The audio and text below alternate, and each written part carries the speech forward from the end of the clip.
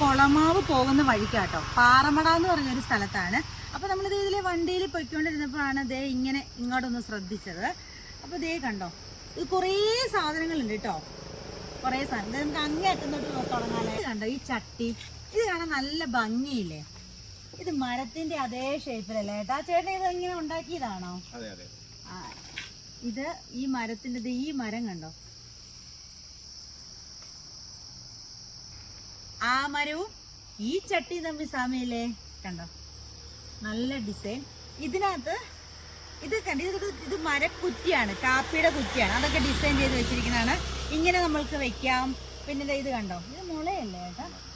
മുളയില്ലിയാണ്. ഇതിങ്ങനെ ചെടികൾ വെക്കാം. ഈ ചെടികൾ വെച്ച് ആ ഒരു ഭംഗി അതിനു മുമ്പതേതുണ്ട് ഈ ചട്ടി. ഓ, നല്ല വെയിറ്റ് ഉണ്ട്, ഒരിക്കലും പൊട്ടില്ല അല്ലേ? ഡബിൾ സ്ട്രോങ് ആട്ടോ. അപ്പൊ ഈ ചട്ടിയുടെ ഭംഗിയും അതിൽ ചെടിയും കൂടെ വെക്കുമ്പോൾ ഒരു ഭംഗി ഒന്ന് ഇമാജിൻ ചെയ്ത് നോക്കുക, അത്ര അടിപൊളിയാണ്. പിന്നെ ഇത് കണ്ടോ, ഇത് പാവയ്ക്ക ഉണങ്ങിയത്. ഇത് പിന്നെ ഇത് കണ്ടോ, നല്ല കിലുകിലൂന്ന് ഉണ്ടെന്ന് തോന്നുന്നു, കാണുമ്പോൾ തന്നെ അറിയാൻ പറ്റും. പിന്നെ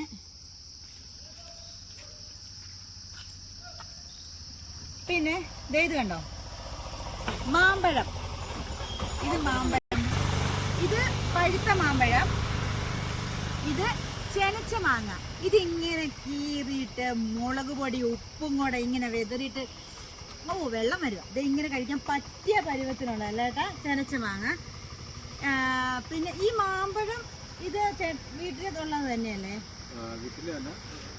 നമ്മുടെ നാട്ടുമാമ്പഴം ആട്ടോ ഇത്, മേടിക്കുന്നല്ല, നാട്ടുമാമ്പഴമാണ്. പിന്നെ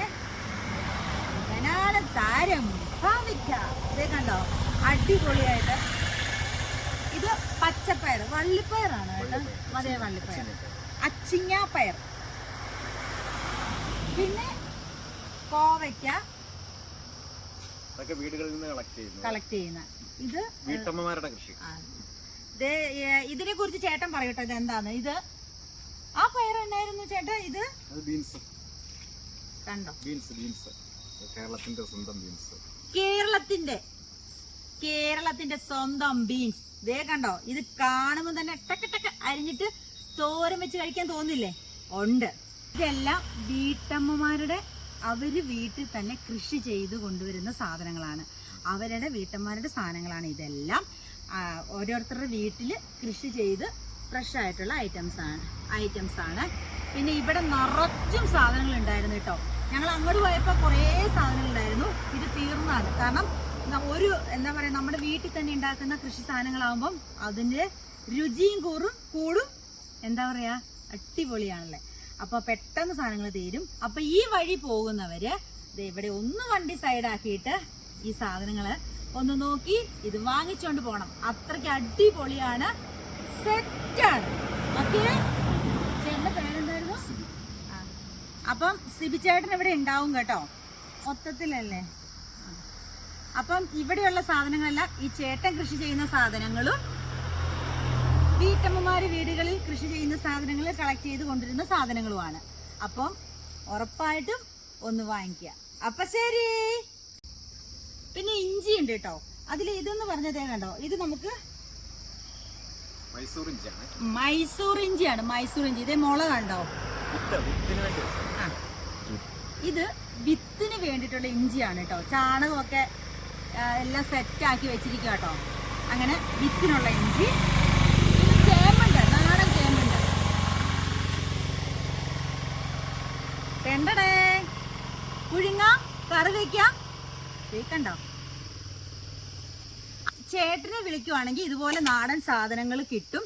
അതുപോലെ തന്നെ അക്വേറിയം രീതിയിൽ, അതെങ്ങനെയാ ചേട്ടാ അതൊന്നും പറഞ്ഞേ? ഫൗണ്ടൻ, അത് മിനി ഫൗണ്ടൻ. ഇപ്പം മിനി ഫൗണ്ടൻ, അതായത് നമ്മുടെ അക്വേറിയം അല്ലേ, അതെല്ലാം നല്ല അടിപൊളിയായിട്ട് ചേട്ടൻ സെറ്റ് ചെയ്ത് കൊടുക്കും. പിന്നെ അതുപോലെ ആ ചട്ടിയുടെ വലിയ ചട്ടികളൊക്കെ ഡിസൈനിൽ, ഏത് ഡിസൈൻ വേണമെങ്കിലും അല്ലേ, അതൊക്കെ ചേട്ടൻ ചെയ്ത് കൊടുക്കും. അപ്പം ഈ സാധനങ്ങളും അതുപോലെ ചട്ടികളും മിനി ഫൗണ്ടനൊക്കെ വേണ്ടവർക്ക് ഞാൻ നമ്പർ തരാം. ആ നമ്പറിൽ ചേട്ടനെ വിളിച്ച് ഓർഡർ ചെയ്താൽ മതി കേട്ടോ. ഇതാണ് നമ്പര്. അപ്പൊ ചേട്ടന്റെ നമ്പർ 9447104507. ഈ നമ്പറിൽ വിളിക്കുക. അപ്പൊ ശരി.